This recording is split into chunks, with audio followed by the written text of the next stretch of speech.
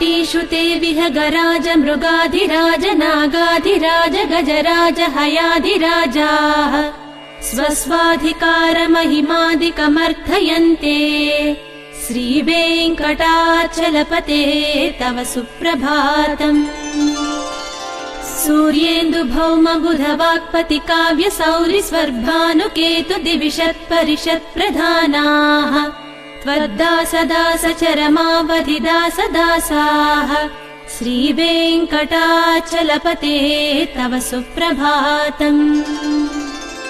त्वत्पादधूलिभरितस्फुरितोत्तमाङ्गाः स्वर्गापवर्गनिरपेक्षनिजान्तरङ्गाः कल्पागमाकलनयाकुलतां लभन्ते श्रीवेङ्कटाचलपते तव सुप्रभातम्।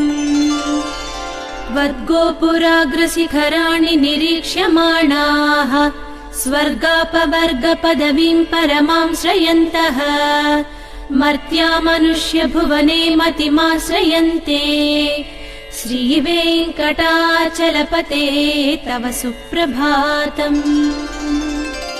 श्रीभूमिनायक दयादिगुणामृताब्धे देवादिदेव जगदेक शरण्यमूर्ते श्रीमन्ननन्त गरुडाधिभिरर्चिताङ्घ्रे श्रीवेङ्कटाचलपते तव सुप्रभातम्।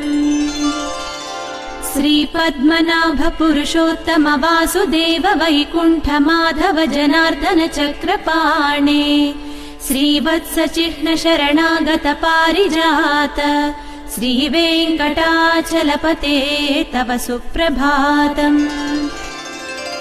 कन्दर्पदर्पहर सुन्दर दिव्यमूर्ते कान्ताकुचाम्बुरुह कुट्मललोल दृष्टे कल्याण निर्मल गुणाकर दिव्यकीर्ते श्रीवेङ्कटाचलपते तव सुप्रभातम्। मीनाकृते कमठकोल नृसिंहवर्णिन् स्वामिन् परश्वत तपोधन रामचन्द्र शेषांस राम यदुनन्दन कल्किरूपा श्रीवेङ्कटाचलपते तव सुप्रभातम्।